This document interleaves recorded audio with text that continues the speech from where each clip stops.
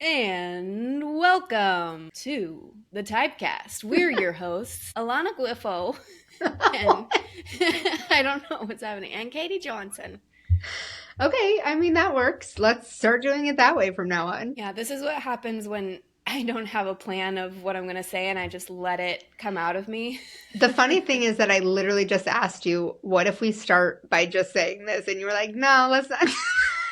It's because I honestly like the little rolling intro that we do. Yeah, I love So that. I feel like people would, miss it if it was gone. Yeah, Question well, mark?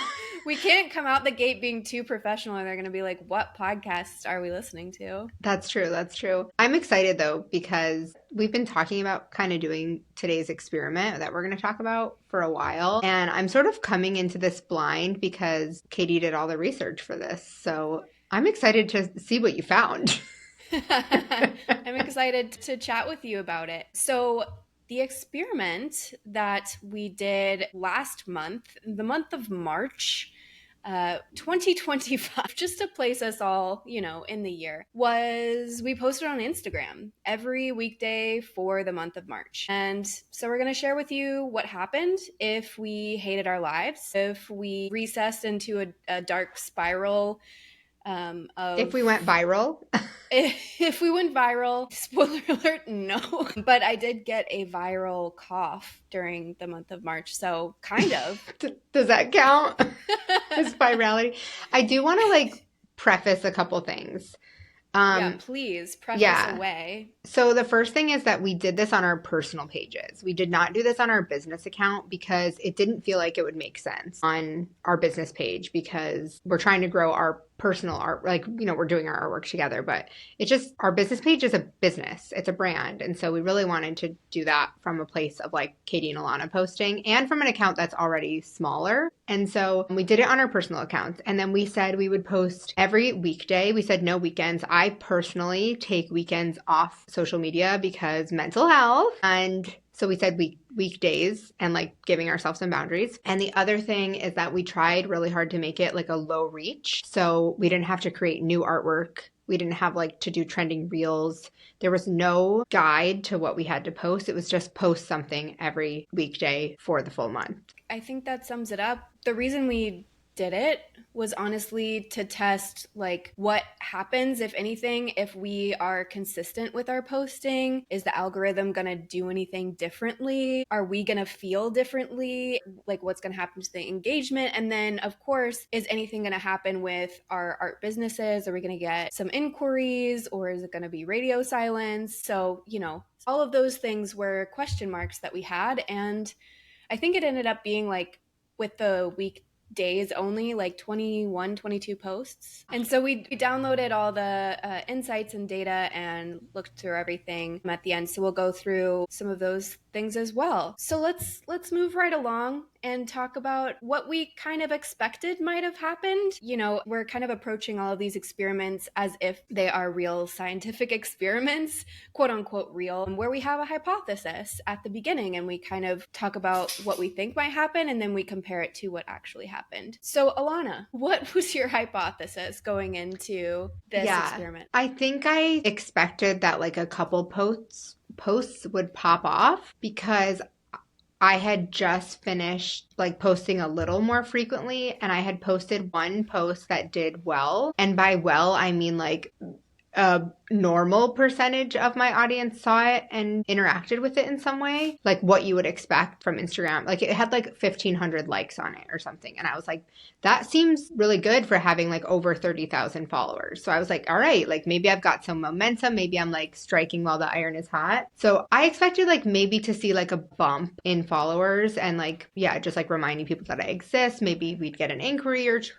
Oh my God, can I say inquiry? How do I, that Yeah, just like, yeah, you did great. I thought I said like something completely different. That was so bizarre. Anyway, that's what I thought would happen is like, I didn't expect virality because we've never gone viral, even like on Goodtype. I think virality would be like having a post see 10 times more than your audience. But like, we don't even have 100% of we don't even have 50% of our audience see and engage with our posts. So yeah, I didn't expect virality, that's for sure. How did you expect to feel after posting consistently for a month? I think I expected to feel actually more burnt out than I do, but I expected to feel like exhausted and that it would take up all my time. Like I wouldn't be able to do any work, to Yeah. be honest. What about you? I think for me, my hypothesis in general was like, I just feel really burnt out by social media in general, especially Instagram. And I'm just like jaded, I think. So I didn't really expect much of anything. The bar was extremely low for me. So I was just like, if anything happens outside of the norm, then I will be pleasantly surprised. Yeah. So we might have said this, but we only did this on Instagram. So I have toyed with the idea of doing the same thing on TikTok, but like I'm waiting to see if TikTok is up in the air or not. I mean, we're like after what happened earlier in the US, like I'm not feeling that confident. So I'm kind of waiting to see how that plays out, but also considering doing this on LinkedIn, and I'll talk about why in a little bit. But I think it's good to do it on Instagram because so many of us are so burnt out and frustrated by Instagram and the decline of the algorithm over the years and like how much more difficult it is to get seen now. So just seeing like, okay, if we really, show up, is anything going to happen, or is this a dying social channel? Question mark. What's going to happen with Instagram? Yeah.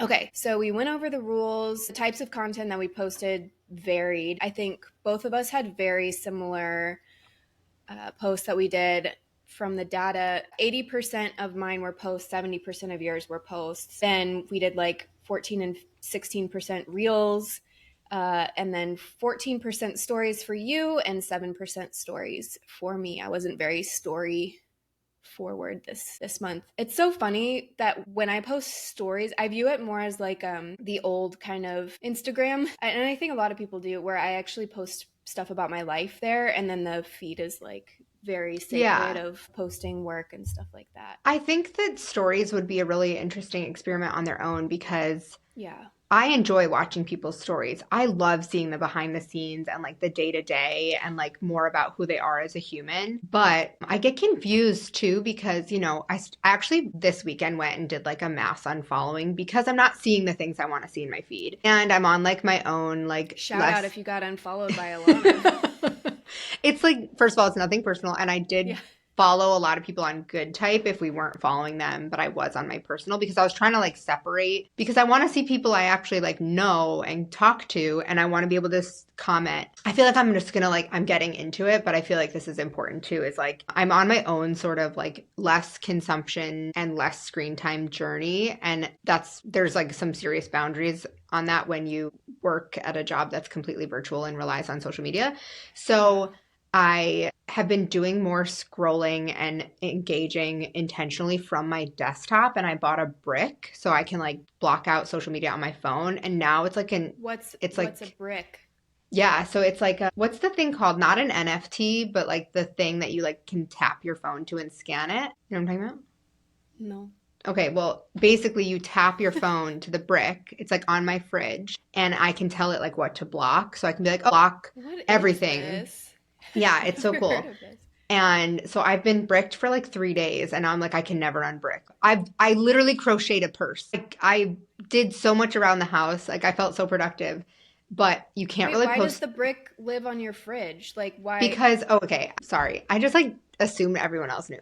No, I have no idea what this is. You can make programs within the brick that say like block whatever, like block email for an hour, block social media. And then to activate it, you have to touch your phone to the scanner, the brick.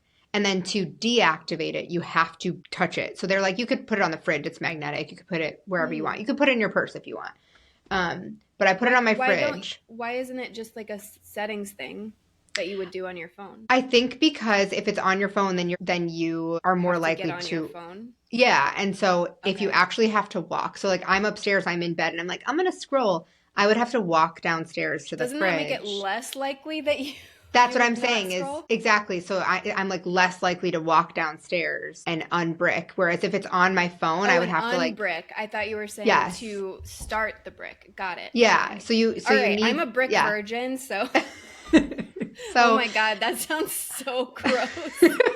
okay, so I've had this for like 48 hours and I'm like feel like a changed human, but like I'm gonna talk like as if this has completely changed my life, even though it's been 48 hours. Anyway, you can't do stories from your desktop, but you can scroll, you can post. Well, you can post from like a third party app, but it's helping me so much. And so that's why I'm like, I have a weird relationship with stories. And all the like Instagram experts are like, post your content to your story right after. But my idea is that if you're watching stories, you're not then going to go engage with the post that you see in someone's feed, in someone's story. Does that, oh my God, am I saying this correctly? Like you're Yeah. less likely to click it and go say, this is cute. Whereas if you're Yeah. just scrolling and you see it. So I'm like, why would I post it to stories if I want them to see it in their feed? So I'm not sure. I'm not an Instagram expert, but I always thought that was confusing. But now I've just given up on stories. But I love watching other people's stories. Yeah, and my stories generally, when I just post stuff about my real life, it gets way more engagement than when I post like businessy, worky stuff. And I think a lot of people feel the same way. Like, I think I saw Jess from Women of Type the other day. She was like posting a egg salad sandwich, and she was like, "Is it okay if Yes, I I eat this saw on a it. plane?" And she showed the engagement from that question, and it was like insane. Everyone was weighing in on if it's okay to have an egg salad sandwich on the plane. But when she talks about all these causes that are like very near and dear to her heart, or she shares her work or whatever, it just gets like nothing because the Yeah. algorithm's like, or just because people are, scrolling. And yeah, anyway, Yeah. it's so funny that we can post an egg salad sandwich, or I can post me renovating my bathroom and get everybody weighing in on the paint color, and I can get tons of DMs But nobody specifically can telling me frickin' like your piece of art that you just worked on for 8 hours. exactly, but I think it's a reminder that people just really need the human interaction from social again, because it does feel like the evolution of Instagram has become so manufactured, so businessy, so marketing-y. Like it feels kind of gross and not authentic. So those moments of authenticity and should I eat my egg salad sandwich, people are like, okay, I want I want to weigh in on this. I want to talk to this real person about this funny little moment. Think this is where I struggle too, is because it often feels like an all or nothing. And so I know that I have boundaries. Like I don't want to share my kids on there, even though like I do, like I want to brag about them, but I'm like, I just feel like in this day and age, I'm like, I'm just going to let them decide when they're ready. So I have my own boundaries about that stuff, but I'm also like, I crave that connection, like real connection. And so I wonder if like the reason I was unfollowing people is I want to really see the people who I do know. And so I'm like, if I unfollow the people that I don't really know and I'm not engaging with already, then maybe I'll start to see and be more likely to engage with the people I do know and I can spark those connections. But I also don't want to share everything. Like I don't want to create another time suck and fall down the rabbit hole. I just want to like share my art and connect with people over like certain human connections. So it's like it's hard to figure out what the boundaries are. Yeah. Well, I think our data reflected some of the stuff that we're talking about, where people are looking for more real human Let's go connection. into it. And yeah, so let's talk about that. So I put our analytics like side by side so that I could compare. Honestly, so how many followers do you have? Like a lot. I don't know. I I can just want check to give on. people a kind of where we're coming from. I have 14, 32. 15. Okay, so you have 32,000. I have 15.4. Oh, It's like when you tell the doctor, I'm 5'6" and a half ish. wait, are you 5'6"? Yeah, I'm 5'6" and some change, I say. Well, okay. I want to claim that. But it's You exactly claim like it. that. Yeah, thank you. And I haven't nurtured my Instagram in so long. Like I So said, long. I got very jaded and I was just like, screw this. And so I've really been only posting like on stories, just life moments. And And I very wanna, rarely. yeah, You rarely extremely post on rarely. stories. Yeah.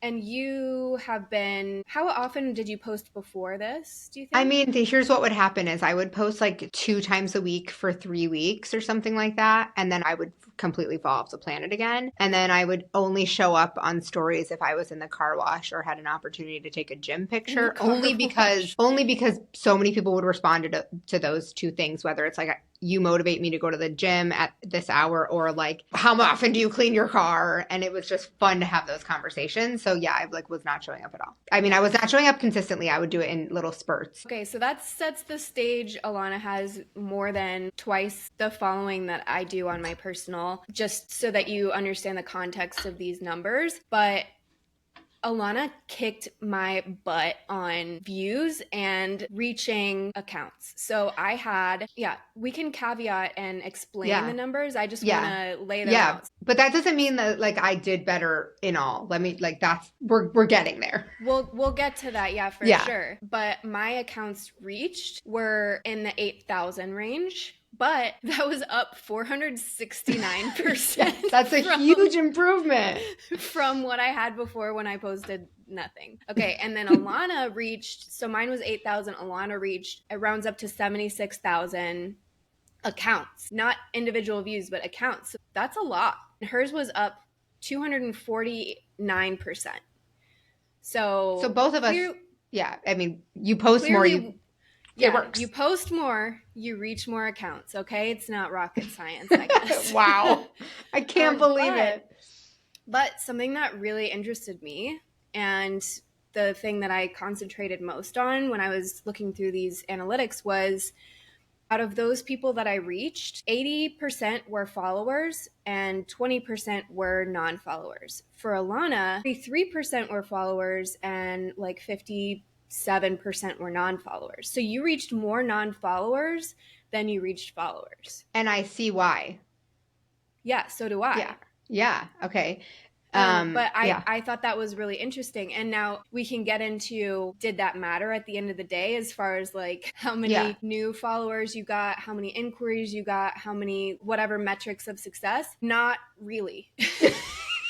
So also, this is something I really noticed, was that like the performance, I was like trying to see if I could figure out exactly what people liked. And I tried out a couple different styles. And like, I don't think people give out likes the way that they used to. Exactly. I even see that in myself. Like I will sit there and really enjoy, especially a reel or something that's like motion, and I'll really enjoy it and I'll forget to like it and I'll just keep scrolling because I feel like entitled to content now because I have so much of it at my fingertips that I forget to like give it that reward, you know?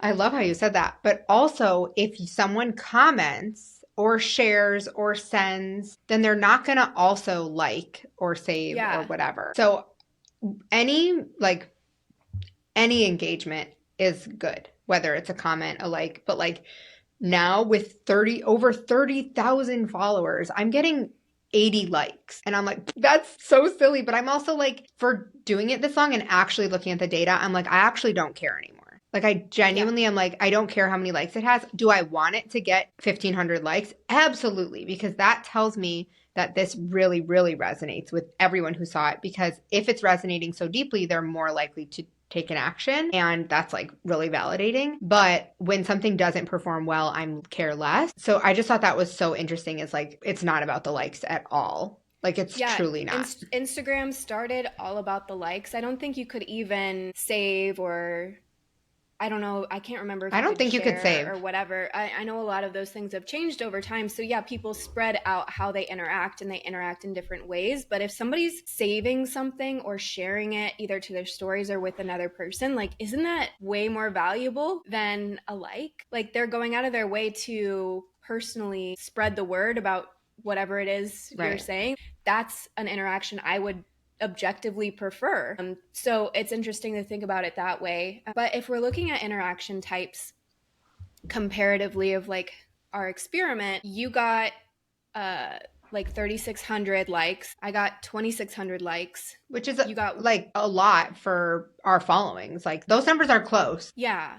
But where you really shined was those saves, shares, and comments. So we were like similar in likes, but then comments, you had 148, I had 89. Saves, you had 676, I had 221. And then shares, you had 649 and I had 41. So I think that explains how you are reaching so many non-followers, because I was like, well, could it be a hashtag SEO thing? Which hashtags have definitely changed with the algorithm, but as far as I understand it, it's just helping categorize the like what your content is about now. So it's still important, I think, to put some hashtags to say like art licensing, art business, like those type of things, so when people are searching in the search engine, they'll find you. But it's less about like the traditional way that hashtags worked, I think. Yeah. I also want to add that we, like over on TikTok, I share educational content about art licensing. And I didn't do that for this month. I think I did 2 posts that were more education focused. And so that might have like taken people, like,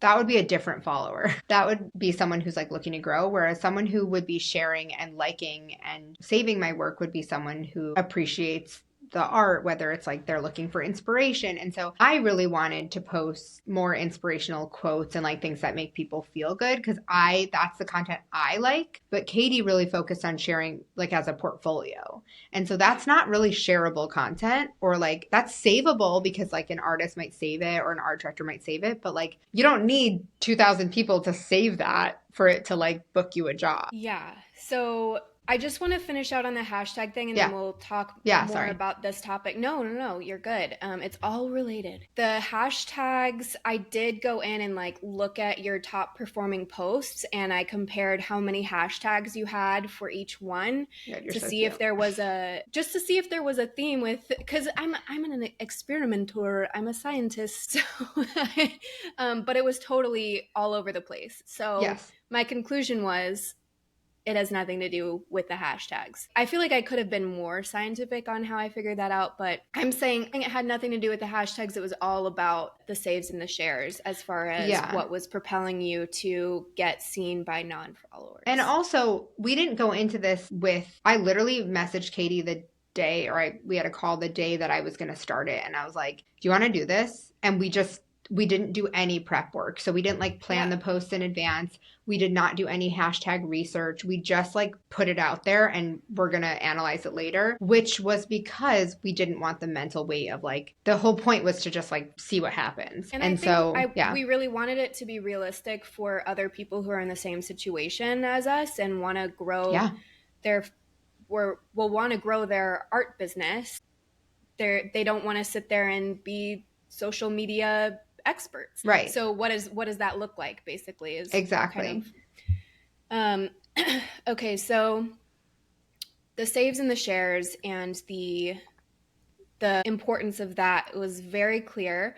And so Ilana's top performing content was all inspirational quotes that she hand lettered so very beautifully.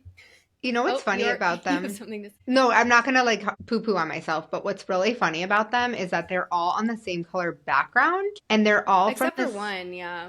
Well, that one is, but that one's the lowest. Like that's like true. Yeah. So the top 3 are all the same color background, and they're all from like the same client project. Oh, like they're all from like kind of a series I did at the same time. Yeah, I just thought that was kind of interesting too, is like maybe that colorway works really well, which is funny because the number 4 performing is my pin from Pinterest, which like I don't even care that much about the art anymore, but I reposted it because on Pinterest it is my for sure highest performing pin. Like every month or whatever I get a thing that's like, wow, look at this pin, and I'm like, nothing's happening from it. It doesn't even have my username on it or anything. It doesn't even go back to my website, I don't think, but I get all this virtual claps for it. Well, your top posts by likes and your top content by views, there's one post that's different. It's the last post that's different on those. Yeah, that's interesting too. So it's interesting. But for those of you who can't see our screens, everybody, the posts that we're talking about are on like a very light bootery yellow background. Bootery. It's so bootery. Wait, okay. But also bootery yellow is trending. It's so in right now. Oh my God, I'm so cool. I have to just take an aside because my favorite SNL sketch, I think I tried to combine those 2 words and failed. I didn't notice. Is Kristen Wiig playing Paula Deen, and she's like, my bootery covered finger slipped. And so I just say booter forevermore instead of butter. So, like, If do you you say, haven't pass me the seen, booter? yeah, if I'm feeling saucy, which I am always. Always. So if you haven't seen the Paula Deen impression by Kristen Wiig, like, please go and look at that immediately because it's Okay. gonna brighten your day. Okay, This, back to wait, no, Instagram. you Oh, actually can't go okay. back yet. Kristen Wiig did go to my high school. I'm a little bit younger than her, but I That wish I is wasn't. your claim to fame. She's goals. Also, I don't know if you know this, and like maybe I shouldn't broadcast this, but SNL is free to attend in the audience if you win the SNL lottery. So like every year you can apply to watch live. Do you apply? Yeah, you like put your name in the No, I lottery. mean, have you applied? We are now applying every year henceforth because Great. that would be so cool. It would be so cool. Yeah. Okay. Anyway, All right, SNL. now we can go back to like the reason we're here. SNL rabbit hole concluded for now.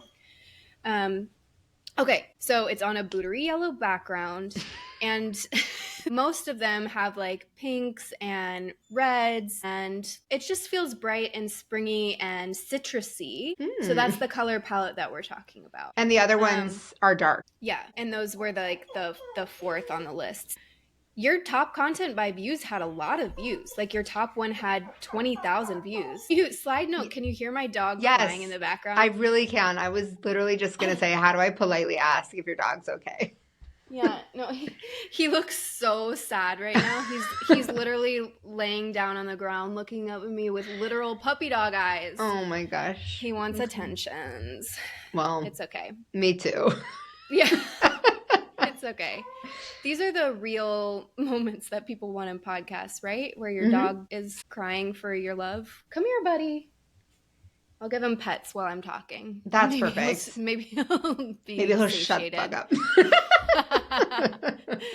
Get us that explicit rating, girl. Anyway, if we compare our content by views, still photos, like just whether it was a carousel, actually even Katie's reel, like my still image of just a quote, like way outperformed Katie's real views, which is crazy because real views you can see. My real views, which was my top content by views, is under 4,000, and Ilana's still image was 20,000. So that's just so interesting. But I think it was those saves and shares. Yeah, the saves and shares for sure. I'm assuming.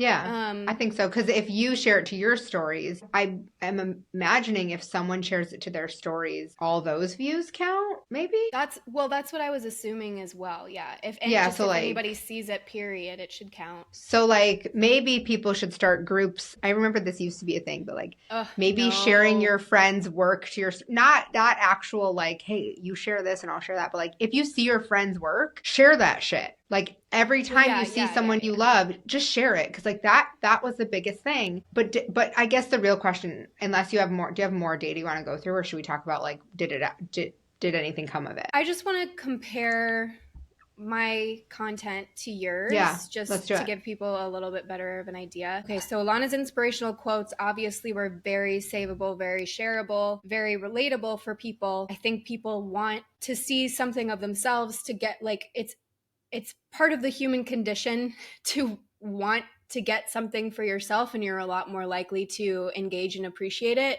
You're able to take something away. Whereas if I'm just sharing pictures of my work, people are going to be like, oh, that's cool work. Like, good for you. Maybe they'll be like a little bit inspired by it, but they're not really getting to like sit with a quote that they can then reflect on their life about. It's not like it's something for me and something for you. It's just something for me really when I'm posting my work. So I think that is a huge difference between the type of content that we posted. But the thing that did the best for me as far as like views, even though it was just 4,000 views, was this reel that I posted where obviously how people do all those TikTok dances, and there's one by Tate McRae that's out there right now that I keep seeing on TikTok, and I was just feeling really frustrated in the middle of this challenge, like what do I have to do to get seen? And so I had this idea of just posting me really awkwardly holding my art while trying to do the dance, kind of just talking about how we kind of have to sell our souls to the algorithm these days. And I just had this like cringy face on. I can't believe I'm doing this kind of thing. Yeah. It felt, from the outside, it felt very natural. Like, you were just like, it felt very honest. Yeah, because it was. I was just Yeah. like, what do I need to do to get people's attention? And I was like, just an artist trying to sell my work on the internet. And a lot of people related to that one. So it was me showing my work and my portfolio because I was literally holding a piece of our work, but then at the same time, just relating to the plight of being an artist on the internet, which other people could relate to, which is why I think that particular thing did the best. And I think that also was a piece of content you were like excited to share. Like, yeah, sharing your work Yeah. is great. It's like adding to your portfolio. But I think you got like a little bit of a spark when you were like, oh my God, guys, look what I'm posting. And it was really cool to see something you were excited about. But I also Well, see like, yeah, go I ahead. think I was more excited about it because a piece of me that I don't typically get to include in my Instagram, or like I don't know how to incorporate, is my humor. I Yes, it exactly. that's a very important part of who I am, and I Yes, love to joke and laugh with people, and that just doesn't come out in my work as much as I would want it to. This reel kind of got to expose that side, and I so it agree. felt like a real authentic moment for me, and I I was like, agree. what other things can I do in this vein? And I would love to personally see that from you if it's within your bandwidth. Like Well, whether that's the it's, yeah. thing. The idea of making videos is so overwhelming for me, even if the actual making of the video ends up taking me 10 minutes. Just for some reason I get so stuck on the concept of, oh, I'm going to have to get my camera, I'm going to have to set it up, and I'm going to try and find the lighting. Like that stuff is all like a big bottleneck for me that's not actually like, I just procrastinate on it and get freaked out by it even if it's not that big of a deal. So that's something definitely like where mindset and like working on that will be really helpful. And it's funny because the stuff that I'm posting is like inspirational, which I love. But I also like do wonder, how do I bring in more of that like sass that I think I have? Mhm. And it's hard because you get pulled in so many directions. And one thing I do want to add about you, Katie, is that a lot of people don't know that you have an incredible voice, like singing voice. I don't know if there's like another way to say singing voice. She's very, very musically gifted at whatever. And her husband have a band, but they don't promote it because it's like, that's like your unicorn space where you can just play and it's for fun and you're not monetizing it. You don't really have a desire to monetize it. And that was also a holdup for you there, but for a different reason, is that like, well, if we commit to doing that, you're not trying to get a record deal. Like it's just your safe space with your husband and you like, it's so beautiful, but I want more of it. And so it's like, we have to weigh like what's worth it and also what's going to help us towards our goal. And so for me, the inspirational quotes, I then have to think, because this actually happened to me during the challenge as well, as I was starting to make more greeting card designs. And I do love greeting card designs, but I realized that that's actually not the type of work that I would be most excited to book. I do want to book it and I do like doing it, but I don't want to spend the majority of my time doing it. I actually do prefer doing these like inspirational, mindset driven. Like I come from doing a lot of planners and I don't necessarily want to do like wall art, but I think there's a lot of ways that those quotes could then translate to other things. Like a client could say to me, can you do this style, but in XYZ greeting card, whatever. And so by figuring out what I was going to post every day, it gave me an opportunity to not only see how people responded to it, but how I personally felt about posting it.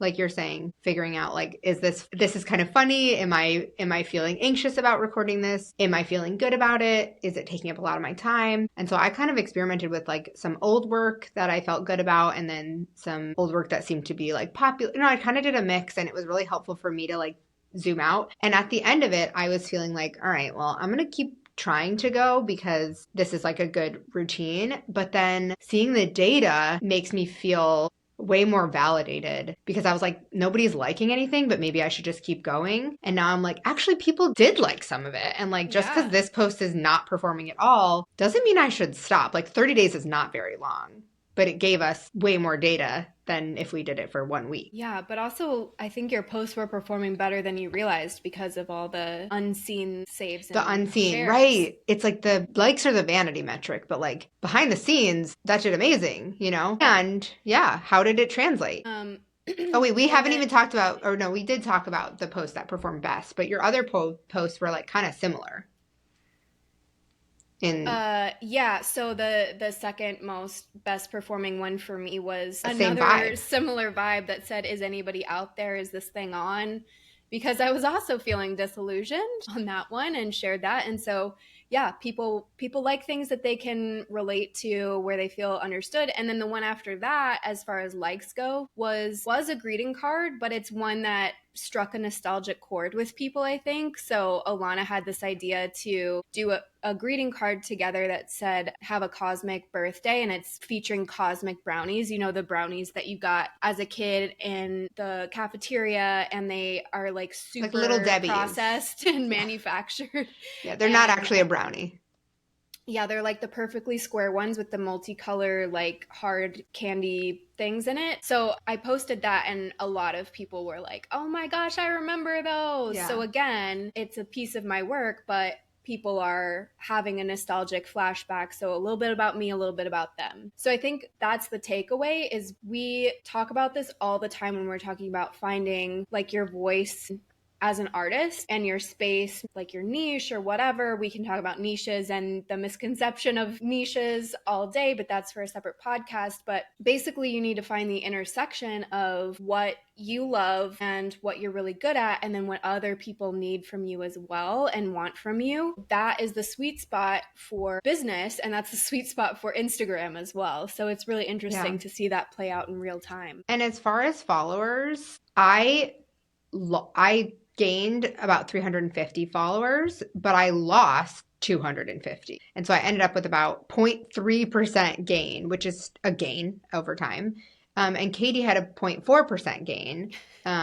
So hers was about, the numbers were like, so she had 57 overall, but that means 150 new people, but then 86 people leaving. And like, it's just this ebb and flow because you're gonna like trim the fat. Like if you change direction, if every post isn't the same thing, then people are gonna leave. And like I said, I did a mass unfollow of like, I did a lot of fashion accounts because I was like, I don't need to buy anything. Like, and every time I see them, I feel the urge. But I do want to say something about this like follower count. We know that consistency helps, and if you have one post that goes viral and then you duplicate it over and over and over again, that works. But I just want to say, and I'm really sorry to the people who have made a career of doing this. What posting the same video in like a different way for your entire Instagram account, I just see so many people posting the same exact thing. And that's great. Like if you want to be an influencer and sell products and like have affiliate links, that's great. But like if you're trying to sell your artwork, like that's not getting you there. And I'm just getting really tired of seeing the same Illustrator tutorial and people using language like, don't do that. I'm sorry, I'm going to be like a little snarky, but don't do this in Illustrator. And it's like, actually, you can do whatever the fuck you want, and you can do it either way. Yes, you can use the blend tool or you can use the appearance panel, depending on what your end goal is. And so also I save those reels because sometimes I'm like, I've never tried it this way. Maybe I should. But yeah, they're doing something where they have a system that works and then they redo it. Like you could literally go back 10 posts and see they've done the exact same thing. And so I just think it's such a vanity metric. It like doesn't really matter. And if you compare our Goodtype stats, like algorithm is not enjoying us over there, and it's okay. Like my ego particularly is like, wait, why doesn't anybody like us? But it doesn't really matter. Well, yeah, you said we should do a whole other podcast on that, and we probably should. But just to touch on that, I guess we understood coming into taking over Goodtype that we were going to take it in a bit of a different direction. We were going to monetize some things for the first time. We were going to talk about art education for the first time. We were going Right. to That was our task. now we've started our studio, so we have to talk about our own personal studio a little bit too. So it's a different account. It's an evolution of the account that used to be there. And so naturally, the people who were following it are going to be like, oh, this is different. And either they're going to respond to that or not. So I was totally coming in, and we had discussions coming in knowing that we were going to lose followers, and that was okay. Well, we said it was okay. Our emotions, sometimes feel differently. But I think from a very objective business standpoint, it is okay. And our goal was not to necessarily keep followers or gain followers, but to engage the followers that were the right audience for what Goodtype Yeah. was becoming. And our task when we took the reins at Goodtype was to do that. Like, it wasn't like, hey, can you guys run this community that I've built? It was, can you bring education and can you monetize this community? Because I see a need for education to this amazing group of people. So like the direction was going to change no matter what. I do also want to touch on real quick if we got any client inquiries, because the goal wasn't to get followers. The goal was to get client inquiries, because like Katie said, we've launched this studio, which is basically Katie and I doing our actual work. We were really missing being like working with clients. And so we did book work. We booked, I think, 3 jobs during this time, and one dream client. One dream client. Yay. One repeat client who I think was reminded that we exist because they saw our work. Which is another very unspoken, really important reason to show up on social media. Just, hey, reminder, I'm here. Oh, yeah. And then the other thing about this is that I don't think that the dream client or the other client, well, the other client literally messaged us on LinkedIn. And so they weren't, I have been sort of reposting a few things from Instagram onto LinkedIn, but I changed the language and I, don't do it as often. But I think that's why I'll probably do an experiment with 30 days on LinkedIn. But because I haven't quite figured out like what are people talking about? I don't know. But we did get 3 new inquiries, but I don't necessarily think they were directly related. I think one was. I asked the dream client many times, how did you find me? And there's so many people involved that they were like, oh, I think it was this guy. And then they were like, I think it was this gal. And I kept asking the person they were saying. And then eventually they said, it's usually Instagram. So question mark. So I guess yes, but it wasn't in the 30 days. But, yeah.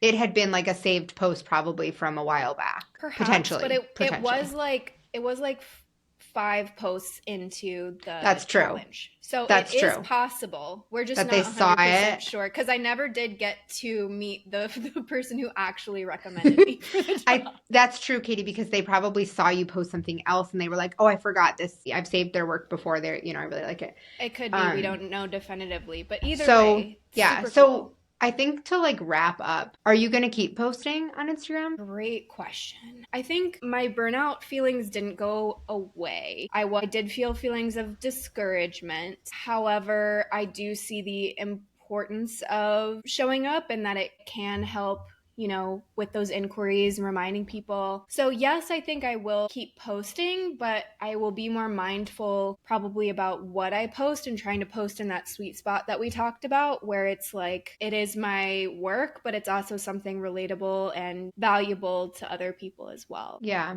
I think for me specifically, I can like get really stuck in the spiral. I know Katie is shocked to hear that, but I can really get stuck in the spiral and like I'll find myself scrolling, but like not engaging. And it's just like I could do other things, but I do enjoy creating the content and I do enjoy connecting with people. And so what I've sort of started to do is do like a 15-minute carve out some time to make something like in Illustrator and just post that and like not overthink it.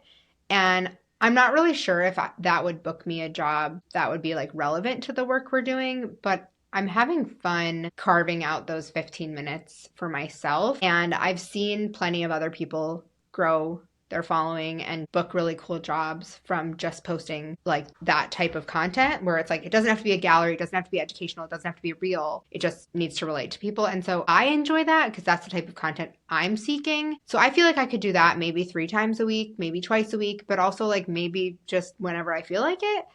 And not have that pressure. But I do feel like I'm a little more detached from the likes than I was 30 days ago. Yeah, I think that's a very healthy place to be and a realistic place to be because they just matter less than they used to. Yeah. Overall, interesting experiment. I'm glad we did it. We got some good takeaways. And I think in general, just the enjoyment part of it is so, so important. And as I get older, I'm just learning that more and more every day. If I'm doing something that feels at odds with my person and just if it feels inauthentic, it just doesn't jive. It's not the direction that I want to go. And so I just have to, follow that arrow and keep trying to find things that feel genuine to me, but also are, sometimes furthering my career. It doesn't have to be every single time it's a furthering career moment, but the blend of those two things when they're possible is chef's kiss. That's where we want to be. Yeah, I love that. And also, like, if at all, I said at the beginning of this, like, I'm a brick girly now, so I feel my mental health is better. But, like, I am 100% certain that when I unbrick and do scroll, or the next time I'm sick in bed, or when I'm at the airport upcoming for a couple conferences we're going to, like, I'm gonna scroll the fuck out of my feed, and I probably will fall down that trap and want a lot of likes real bad. And if I ever do have a post that like pops off, my ego is gonna just like blow out of my fucking brain. I just like can't stop swearing. Oh my God. But like I'm like very susceptible to that. And I'm sure Katie will have to talk me off the ledge plenty of times. But at this very moment, looking at the data and looking at the performance, it was really helpful. Yeah. Yeah. I just sat with what I said about furthering my career, and I want to just put a caveat on that too, that just in case anybody's listening and taking it literally, I don't know that quote unquote furthering my career is actually what I meant or where I'm at right now. Oh yeah, that's a really good point. We've talked a lot about this, yeah. Yeah. I think you mean feeling fulfilled in your career by working on projects that you love. Yeah, if it's going to help me towards my goals. And my goals aren't necessarily to climb some kind of ladder right now. They have been for all of my life, just for shits and giggles, to just climb a hill that I thought I was supposed to climb. But I'm realizing that, it's not just one hill. It's hills and valleys, okay? And I'm kind of I'm in a flat plane right now. I'm just exploring the space. And I was listening to Amy Poehler's new podcast. I told Ilana about this. It's called, what is it called? Good Hang. And her first episode was with Tina Fey, and they were just talking about work and how their relationship to that has evolved over the years. And Amy was like, you know what, I'm giving about 20% right now on this podcast. And what she said was like other people's maybe 100%, because our views are really skewed when we're achievement-based people. But they were like, yeah, normalize 20%, giving 20%. And I was like, you know what? That sounds really nice sometimes, just to be able to sit in that 20% and be like, you know what? I'm not giving 100, and that is okay because I'm protecting my mental health. And I also saw something yesterday that was like, just because I have time. Oh yeah, it was made by James. His email that he sent out, he was like, just because I have time doesn't mean I have to fill it with action. Yeah, I almost sent that screenshot just to you. But I mean, it's in our inbox, so I'll be reading it as well. Yeah.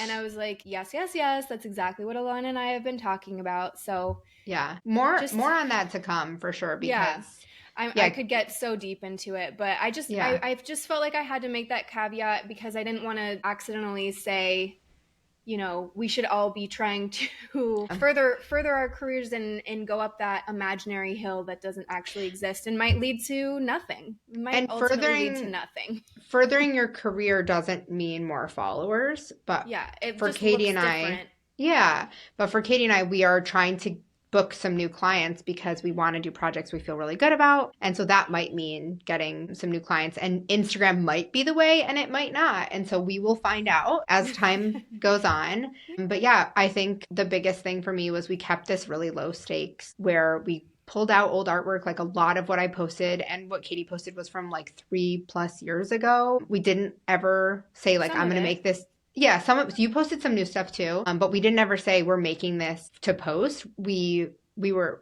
used things that we were making for collections or for clients and then posted them. And we did this simultaneously while we were updating our licensing portfolio with like specific goals. And so, yeah, that was cool. So if y'all have done a similar experiment or want to try an experiment of your own, we definitely want to hear about it. We want to hear your insights as well. So definitely share those with us. You can always email us or reach out to us on Instagram. And also, we always forget to ask, but we would just really, really appreciate it if y'all could leave us a review on whatever podcast platform that you're listening to this on, because it makes a difference in how many people we're able to reach. And our biggest goal for this podcast is to help other artists who are in similar situations to us and who are trying to make a living or make a side hustle doing what they love. And more reviews and more reach helps us do that even better. And it helps us figure out what content really resonates with people. So, like, if you like Totally. this episode, please say that. Also, every month or I guess every other week, really, we pick a review.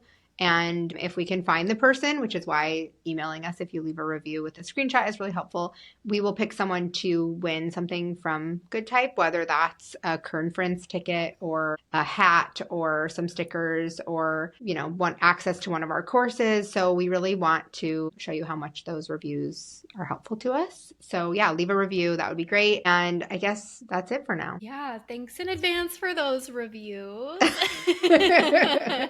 And thanks for listening to us ramble about our Instagram experiment. We'll have to check in when we do the next experiment. Right. All All good right. things. All good things.